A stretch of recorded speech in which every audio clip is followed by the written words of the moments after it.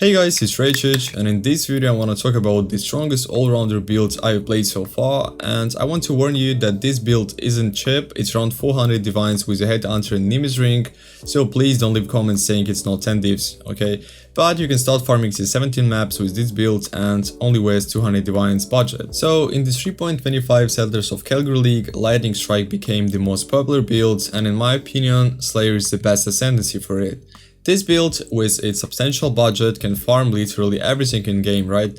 I mean, tier 17 strong box farm, easy, earning 20 divines per hour, let's go. Boss farming, no problem. I ran 10 fear sets until I got tired, so pretty easy, no death. It can even farm the Sanctum, not as good as Hex Blast for example or Astro Sanctum runners, but I would say that in this league the Lightning Strike Slayer is an overpowered build, and the only downside for some players is the cost. The Nemesis ring alone costs 150 divines right now, but if you have the budget, here's a great melee build with high damage, amazing clear speed and really solid defense. So personally I took this build from Webgan, so I will leave his build guide in the description, and he has a separate video covering all the items and passive tree. In this video I want to share my impressions and tips for playing this build. Regarding whether it's better to play with a claw and shield or with a two-handed sword, opinions differ. However, with a two-handed sword you will have much more damage, but keep in mind that your defenses will be lower and you will need to manually obtain accuracy on the items. And with a claw, our hits can't be evaded, so we don't need his accuracy. As for all the crafts needed for this build, Webgan released a separate video, so I will not repeat it here,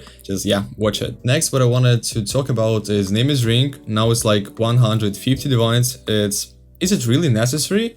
Actually, no. You can farm all content without it and it will be much cheaper but much less convenient, so it's better play with it if you have budget. The same goes for the Progenesis flask. With this flask your defenses becomes much better, but if your budget doesn't allow for buying Progenesis at 50 divines and I mean Nemesis for 150 divines, you can play without it, but make sure to get it later. So regarding Eldritch implicits on items, it's crucial to obtain them as soon as possible, especially on the helmet, to be sure you have enough mana to use your Lightning Strike. Another potential expensive expert of this build is cluster jewels. You need to have at least one of these clusters, so it should be with Feed the Fury and Fan of Blaze passive, and the short passive can be anything. Currently, such a cluster costs around 15 divines, but crafting it yourself would be difficult, so yeah, I mean, I just bought it. I only have one, but ideally you should have two. It will give you more damage, but it depends on your level. I have level 96 my character right now, so I'm good with one. So we also have Ancestral Vision in this build, which gives us a 50% chance to avoid elemental ailments, and combined with 25% from our body armor and the passive tree, we have almost 100% chance to avoid. And another really important thing in this build is the Lateral Pride Timeless Jewel. It should be with chance to deal double damage, at least to these passives, and gain 1 rage on hit passive. Personally, I have 3 passives with chance to deal double damage, and that's why I took these 3 really useless passives for this build, but because here I have this short chance to deal double damage. And if you don't know how to buy these jewels, I will leave a link with the guide in the description, and just watch it and don't ask me in comments please. The next one is Interrogation Jewel. Is pretty straightforward, it boosts our damage and it's very cheap jewel, so yeah, just buy it. And the last thing about the Atlas tree, what I want to explain in this video in more detail, is the Watcher's Eye. Mine costs about 20 divines right now and has 2 damage mods while affected by anger, but it can have 1 damage mod, I mean any of damage mods, and a chance to avoid hits while affected by grace, providing much more defense. However, it's very expensive, Watcher's Eye, and in my opinion the defense is already good considering we're playing with a claw and shield, but if you play with two-handed sword, I guess Watcher's Eye with grace is like very necessary thing. As for my shield, personally it's not great, but I'm too lazy to recraft it. Ideally it should have increased elemental damage with attack speed redeemers mod as well, but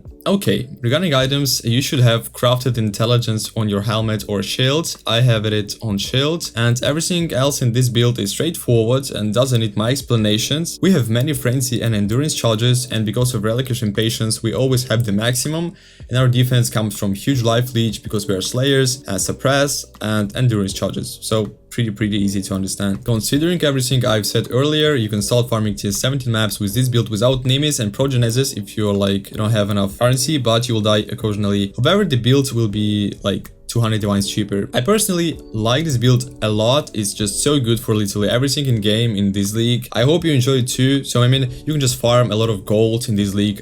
Like from 1 tier 17 maps, you will get like 30 to 40,000 gold, and it's really a lot. You can just upgrade your King's March so fast. And appreciate my effort to explain the meta a bit more by leaving a like and comment, and don't forget to subscribe. Also, I've been streaming on Twitch every day for a week now, and if you're somehow not subscribed, please fix that. Thanks for watching. It was Raychich as always, guys, with a new video, and yeah, see you. Bye.